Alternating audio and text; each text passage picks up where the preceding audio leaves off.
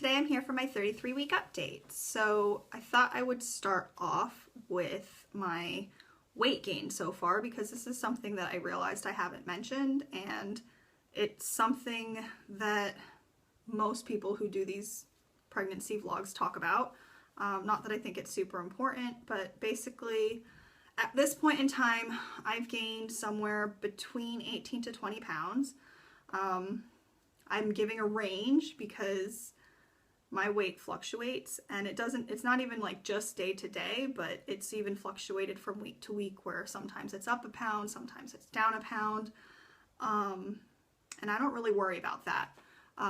Midwives in the UK do not actually even weigh you. They did weigh me at the beginning of my pregnancy, and I think she mentioned that they may weigh me at the end of pregnancy, but I don't actually remember. But they don't weigh you at each appointment like they would in the US, which I actually think is a really positive thing because, I don't know, I think weighing yourself constantly is kind of, I don't want to say silly, because I am weighing myself week to week personally just because I want to know for myself, but I've seen like vlogs where people talk about their pregnancy weight and like how like their doctors are giving them a hard time because they've lost a pound. And I'm like, okay, you've lost a pound, but like that doesn't mean that the baby's lost a pound. And like in my experience, like my weight fluctuates all the time, and that has to do with, you know, how much water have I had? What did I eat last night for dinner? Like how well is that digested? It could be also time of day, especially if you're getting weighed at appointments, because, you know, did you eat before your appointment, or are you going for lunch after your appointment? Like what time of day is your appointment? For me, I always weigh myself on a Sunday in the morning, first thing, before I eat or drink, naked, because I don't want it to be affected by what I'm wearing, just because that's the best way to get a number that I can compare. But even then, that number doesn't really mean anything. It does mean something over time, but from week to week it doesn't mean anything because, like I said, it fluctuates depending on like hydration and food and digestion. You know, there's so much that goes into it, like how much water you're retaining from, you know, salt, or if you're swollen, you're going to be weighing more than if you're not swollen. There's a lot. So I've gained 18 to 20 pounds at this point, which means with another 7 weeks, about 7 weeks, because obviously baby could come in 5 weeks, baby could come in 10 weeks. You don't really know. But with what's left of my pregnancy, I'm personally expecting to gain somewhere between 25 to 30 pounds. Yeah, that's my guess, but obviously anything could happen. Yeah, that's my spiel on weight gain. I just wanted to mention it more because I don't think it's such a big deal. Obviously you do want to gain a healthy amount during pregnancy. You don't want to gain too much, but at the same time, like, I think even if you are gaining a lot of weight, like to me, it's like worry about it after baby comes, because in my eyes, like, while you're pregnant, like, yes, you want to be healthy and you want to do your best, but at the same time, like, I know some people say it's okay to diet during pregnancy, but then I personally wouldn't feel comfortable dieting during pregnancy because I feel like that would, like, you know, like when you go into a diet mode, like your body starts releasing toxins into your bloodstream to expel. But I wouldn't want to release toxins into my bloodstream while I'm pregnant with a baby. That's just like, I don't know if that would even actually affect the baby, but that's just like my personal viewpoint. I'm not worried about my weight gain anyway, but just if somebody was, just throwing that out there, you know, worry about it after baby's here. Now's not the time to worry about it, in my opinion. With the exception of, like, if you've got gestational diabetes, like, obviously that would require you to update your diet a bit more, like things like that. That's a different situation. I'm mostly feeling good still, but I will say the bump is getting bigger, it's getting heavier, and it's definitely getting more cumbersome. it's just, I'm more and more aware of the bump every day. Whereas, you know, earlier in pregnancy, sometimes it's not that you forget you're pregnant, but sometimes you just forget you even have a bump there. Like, the irony is, when my bump was smaller, I would actually hit into things more often. Like, it would, you know, like I'd get too close to a counter or something like that. Because I would forget that I had the bump there, and I would get like closer to things than I should have been. Whereas now I don't knock into things as often, actually. Like, my bump is much bigger, but I don't knock into things because I'm just so aware of it being there, because it's just so heavy and it's sticking out a lot. And with that, baby movements are just becoming more and more and more noticeable. So baby movements are still probably about the same as they have been, like, for quite a while.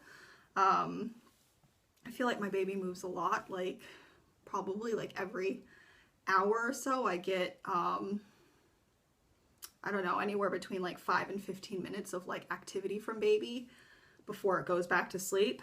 But its movements are just becoming more, like, they're stronger. They're more painful, but not painful like actual, like, oh my God, I can't take it. It's more just like the kind of pain where sometimes like baby will like press against my stomach or something, and I'll have to like put my hand where it's pressing against and put pressure on it and like breathe through it. So sometimes I'll be sat there and I'll be like, and my husband Duncan will be like, are you okay? Is everything all right? I'm like, yeah, just breathing through it. Just got to breathe through it. It's all right. It's fine. So I can become a bit over the top sometimes, but really, seriously, sometimes I feel like I just have to like pause and breathe through the feeling of baby moving around, because it's just so noticeable. And I think that has a lot to do with the fact that, well, I don't think it does have a lot to do with the fact that, I believe it was last week, although it might be this week. It's either around 32 or 33 weeks, maybe even a little earlier. You're done making amniotic fluid, like your body doesn't produce more of it. So basically, the amniotic fluid amount stays the same, but baby's getting bigger. So baby, and as baby gets bigger, it's also, you know, it drinks in that amniotic fluid. So there's less, I mean, it also puts it back in there, like basically, you know, what goes in comes out. But as baby gets bigger, it's going to be able to hold on to more of it in one time. So there's less and less amniotic fluid to cushion baby in your stomach. So motions will be more noticeable. I've read that like you can expect baby's movements to start slowing down at some point in the near future, which I haven't noticed. I feel like this baby is still moving all the time, but I guess I'm so glad, because I even though it can be, oh, like right now baby's doing something that's a bit uncomfortable. Not painful though, it's just uncomfortable. Yeah, but I don't even remember what I was saying, so I'm gonna have to just move on, because I completely lost my train of thought when baby started pressing on me. Okay, so hopefully that wasn't an important point. Well, I'm sure it wasn't an important point I was making, because I never make important points, do I? Oh, and I forgot to mention in the last vlog when I was talking about new symptoms. So this really started for me around 32 weeks, probably just a little bit before 32 weeks, because to talk about it in my 32-week vlog, it would have needed to start happening somewhere during 31 weeks. But pregnancy insomnia has really started creeping in. And for me, this has nothing to do with like not being comfortable when I sleep, or, you know, it has nothing to do with baby moving around, keeping me awake, because that doesn't actually really seem to affect my sleep too much, those two things. But like, it is like legit insomnia feeling where most nights what's been happening is somewhere between 2:30 and 3 o'clock in the morning, I will, you know, wake up, go for my wee. I go to use the toilet. They say wee in this country instead of pee. And it's like, it's one of those things that's just like caught on as far as like terminology. I always say that I'm going for a wee now instead of I have to pee. So anyway, 2:30, 3 o'clock in the morning, I wake up to use the toilet, and I just can't go back to sleep because I am wired. Like, I am like really, really awake. Whereas other times throughout the night that I wake up to use the toilet, like, I have no problem going back to sleep. But just at this point, like, I am like really awake. And basically what I do is I stay in bed anyway, and I try to stay in bed for as long as I can stand, because I normally wake up anyway at 5 o'clock to put together my husband's breakfast and lunch for work, because he goes to work very early. So it's not too long that I have to sit there, but I will just try to sit there as long as possible, just because, I don't know, I feel like it's still more resting than if I actually just got up and did stuff. I feel like I'd get more tired throughout the day if I did that. So I just sit there and I feel very awake. I don't like use my phone or anything during that time, because that I think would just make it worse as far as affecting my sleep patterns. But yeah, that happens most mornings for the past couple weeks now. And it's not ever, like last night, randomly, I slept pretty well last night. But most nights I've been waking up at 2:30 or 3 o'clock in the morning and I'm just really awake. So pregnancy insomnia, I guess that's like a real serious thing. One of the fun things from this past week was the other day, Sunday. Today's Tuesday, so I'm technically 33 weeks in one day, but I don't think that one day makes a huge difference, does it? But Sunday was 50 days to baby's due date. And like I said, baby's due date, I know it's not actually, there's a very, very, very small chance that baby will actually come on its exact due date. But I still have a lot of fun celebrating baby's countdown. So right now I'm at 48 days. Who's counting? I'm counting. But yeah, so me and my husband on Sunday, we went to the park. It was actually a sunny day in England, which you really have to take advantage of when it happens. And, you know, we just put a blanket out and sat in the park for like 2.5 hours, and I just got lots of nice sunshine and vitamin D, you know, brought snacks with us, brought my book with me, and I brought my pregnancy journal. So I journaled to baby, and I read, and I ate. And that was a perfect way for me to spend a Sunday morning. And to me, that was like a great way to celebrate 50 days to baby. It's one of my favorite things to do, is just to like sit in the sun and like lounge. That's like the best way to spend time. Another really exciting thing that happened, was it last week or was it even before that? I think it was last week, was that, no, it was actually the week before that. So I forgot a lot of things last week to mention, but baby has a name. I'm not going to say what the name is, and I'm not trying to be annoying. My reasoning for not saying the name is, it's not because I don't want to share it. It's more just the fact that I feel like even though like I really love the name and I feel like it's baby's name, because it's been a name that I've been attached to since really early on in our pregnancy. The only reason I don't want to announce it is because there's a part of me that really feels like baby could come out and I could look at it and it just be like, oh my God, your name is, and that would not be the same name that we've picked out. Because there is a part of me that just feels like sometimes you just look at your baby and people are like, I knew its name once I saw its face. So that's the only reason why I don't feel comfortable sharing it. But it is the same name regardless if baby ends up being a boy or a girl, with the exception of the middle name. So it's a unisex first name, and then the middle name is more feminine for the girl and then more masculine for the boy. And I guess it's only because I love the first name.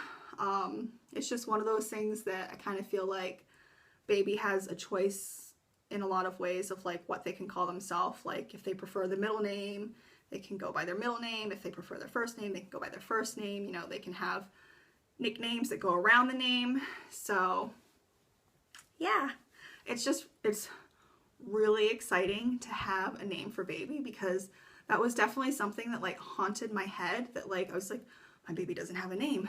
What is my baby's name going to be? So just, you know, having it dawn on me what the baby's name is. And I say me, my husband's loved the same name since the beginning as well. The thing was, is it's a unisex name, but for some reason, like I had it set for the girl name, but I didn't have it set for the boy name. And then it was one of those insomnia mornings that I was sat in bed at 3 o'clock and I was just like, oh my God, if my baby's a boy, I want it to have the same name. Like it, and like other people had said before, like, oh, well, it's a unisex name. Why wouldn't you use that for a boy? And I was just like, no.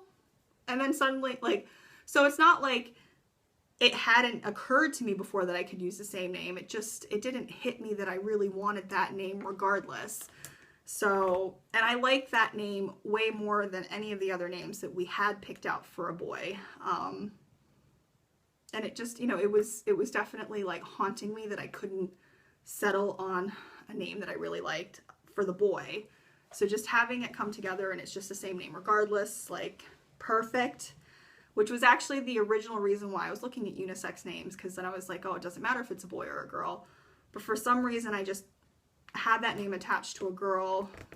It was really bothering me that I couldn't figure out the boy name.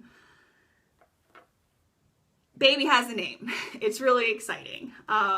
Especially like, I feel like the closer you get to it, even though I'm like, oh, the baby might come out and I'll just know its name. Like I had this other part of me that was like, what if baby comes out and we don't have a name, and I look at it and I don't know what its name is, and then we just don't have a name for baby.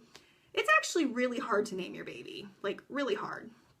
So super exciting that baby has a name. So I will say if baby is a girl, its initials will be R-E-M. And if it is a boy, the initials will be R-C-M. So that's what I'll say. Yeah. Oh, and also I've started drinking raspberry leaf tea this past week. So I started drinking it at 32 weeks, but I wasn't drinking it yet, I guess, for my 32-week update, so I couldn't actually talk about it. And basically raspberry leaf tea is supposed to help tone the uterus and basically help with contractions being more consistent and stronger during labor. There is, some people say that raspberry leaf tea will bring on pregnancy. I don't believe that, in my opinion. Well, it's partially my opinion, but it's also partially what's out there as far as what you can read. It's just what you choose to believe, is that, you know, raspberry leaf tea, like it's meant to tone the uterus. So if you're ready for labor, you will go into labor. If you're not ready for labor, you're not going to go into labor from drinking it. But, yeah, they say you should start drinking it. You're not supposed to drink it in the first trimester at all. Like they completely don't recommend that. But you can start drinking it in your second trimester if you want. I wasn't drinking it because it was summertime here and I just had no desire for a hot drink. But around 32 weeks is when, if you're going to drink it, you should start drinking it, because it takes weeks for it to build up into your body, for it to be useful. So like just drinking it right at the end of your pregnancy, it's probably not going to actually do much, because it takes a while for the chemical in the raspberry leaf to actually build up to become useful. So I've started drinking that. I'm only doing a cup a day, although I am also still doing a cup of, I was drinking like in my first trimester, I was just drinking like a pregnancy tea that is safe for throughout the entire pregnancy, like first trimester safe. And I stopped drinking that in my second trimester because, you know, summertime, hot, didn't really feel like drinking a hot tea. But now it's not cold here yet, but it's also not really hot. So most days, some days, not most days, some days it can be chilly, and I've really started enjoying having a hot drink. So along with like a sweet treat. Maybe I love the sweet treat more than I love the hot drink, so I just use the hot drink as an excuse to have a sweet treat. But yeah, so I do drink 1 cup of raspberry leaf tea along with my pregnancy tea, but I will plan to bump it up to 2 cups of raspberry leaf tea, probably sometime either next week or the week after that, and then I'll bump it up to 3 cups of the raspberry leaf tea towards the last couple weeks of pregnancy. Not that I actually know what the last couple weeks of pregnancy will be, because baby can come whenever baby wants to come. Yeah, so the last thing I wanted to talk about is, it might completely not interest some people, so if you have no interest in this, you can just click off now and I'll say goodbye. But Aden Anais, it's a very popular, like extremely popular brand for pregnant women. That they're most well known for making muslin cloths and swaddle cloths, but they also make lots of other items like baby blankets, crib sheets, you know, bibs. You know, they make all sorts of textile items for baby. And like when I say they're well known, like I think probably like every pregnant woman, maybe not every pregnant woman, but most pregnant women have heard of the brand Aden Anais. Just because like they're known for making really good quality fabrics that get softer and softer with every wash. You know, they really last well, they don't fall apart, they don't shrink down, you know, they're just really good quality. Well, they started making clothing, and I found out about this because basically it was like one of those targeted ads on Facebook, and I was like, well, this is target marketing at its finest, because the second I saw it, I immediately clicked onto the website, and I think that night I told my husband, I was like, look, I'm going to be doing a ridiculous order. I mean, I say ridiculous, I ordered 3 pieces. It's only ridiculous because the pieces are kind of, I don't want to really say expensive because they're really good quality, and to me, like, I'm like really like quality over quantity, but the only reason I'd said it to my husband is like ridiculous is because I've been saying that like I'm done clothes shopping for baby until baby comes for like the longest time. Like we don't have a ton of baby clothes, but I don't think baby needs a lot of baby clothes, and then B, because we don't know what we're having, like I've just got like a small amount, and I feel like once baby comes, like we're gonna get loads of clothes from family and friends as gifts, and it'll be easy enough to just run out and get, you know, those multi-packs of like sleep suits, onesies, vests. It's easy enough to just buy those and put those on baby, because baby doesn't need like outfits, it just needs like really simple clothing. So anyway, I told my husband that night, I was like, I'm going to be doing an Aden Anais, and he knows the brand because I love the brand, and like we've bought a lot of pieces by Aden Anais for the baby. But I told him I was going to be buying some more baby clothes. Next morning, I did an order, and it was like at the house by like the next day, so it was like really quick. But Facebook target marketing at its finest. It's a bit scary because obviously like with Google and everything, like it's all attached, like they know what you're up to.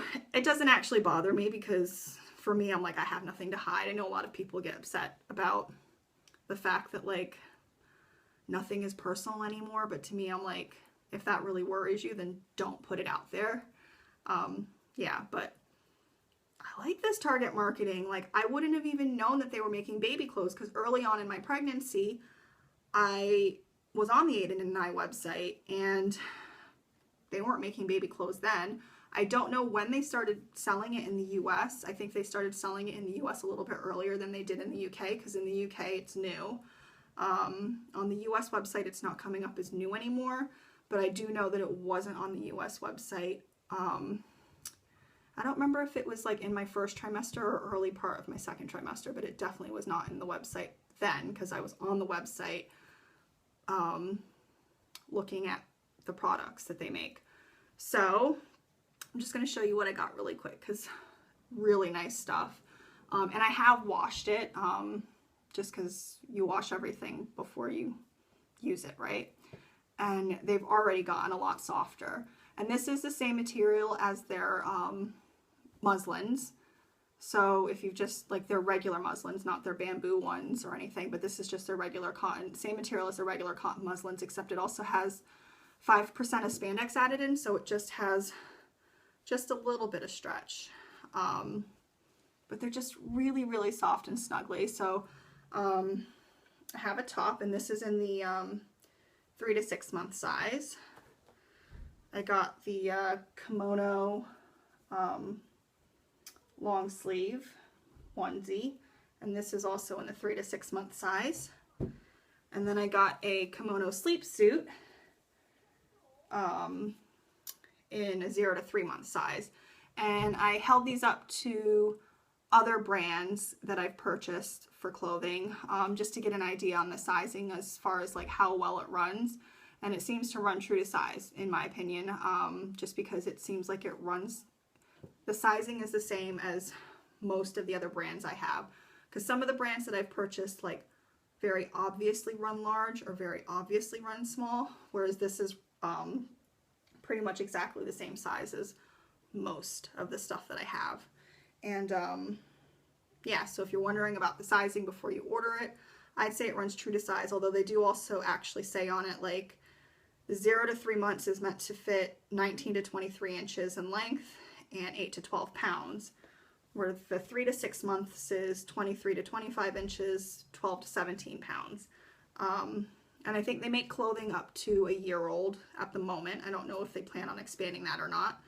And all the like height and weight measurements can be found online on their website, although I don't know how accurate the sizing will be against the height and weight, because obviously I don't have a baby yet, but you know, it does have guidelines, and assuming that those are right, that information is out there. So if you already have a baby that you're purchasing for, you can use that information to figure out what size you would need to buy.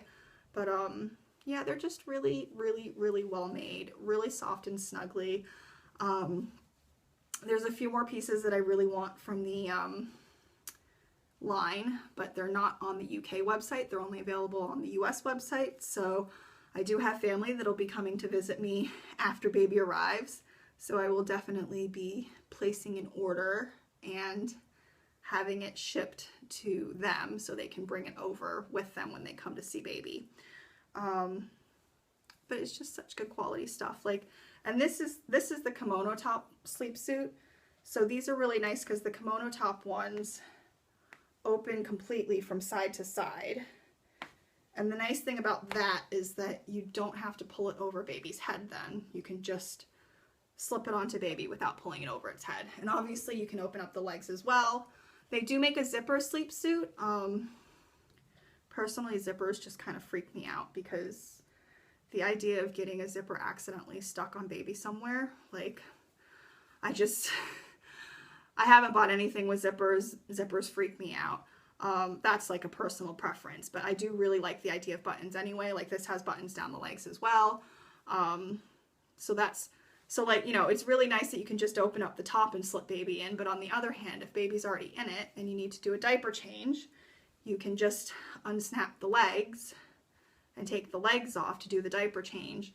And you don't have to take the entire thing off. If you had a zip suit, you would need to take off the entire outfit.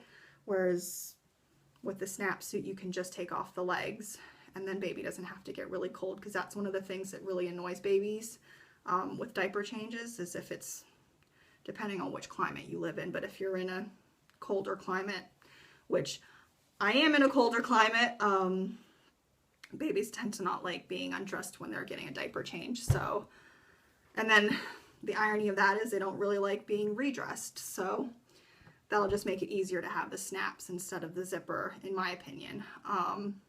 They also make a jersey material and a hoodie and a pair of pants, as well as they make in the cotton muslin. They make some like pants and some like little romper ruffly suits that are cute for if you know you're having a girl. Yeah, so just, if you're like me and you're obsessed with Aden Anais stuff, I thought I would bring this up only because I didn't know they were making clothes. I got really excited when I found out, and in case you didn't know, thought I'd share with you because I thought you might get really excited as well. So that's it. I think for my next video, because like I usually, well, what I've been doing is I feel like I've been doing like my weekly update, and then later on in the week I've just been doing like an extra video. There's no guarantee that I'll do either of these every week, but just that's kind of the pattern that I've fallen into. So for my next video, what I think I'm planning on doing is I'm going to talk about my newborn cloth diapering plans along with my newborn elimination communication plans. So if that's interesting to you, be on the lookout for that video. I'm guessing I'll probably have it up for either Thursday or Friday. And that's it. I will see you guys soon, and thanks for watching. Bye. Oh, bump shot, bump shot. I always forget at the end, don't I? I talk so much and the video gets so long that I'm just trying to finish it, and then I'm like, I forgot to show my belly. So this is baby at 33 weeks and 1 day with about 48 days to go. So this is the bump, and this is the bump from the side. I love the bump. I love the bump. All right, that's it. Thanks, guys. Bye. Have a good day.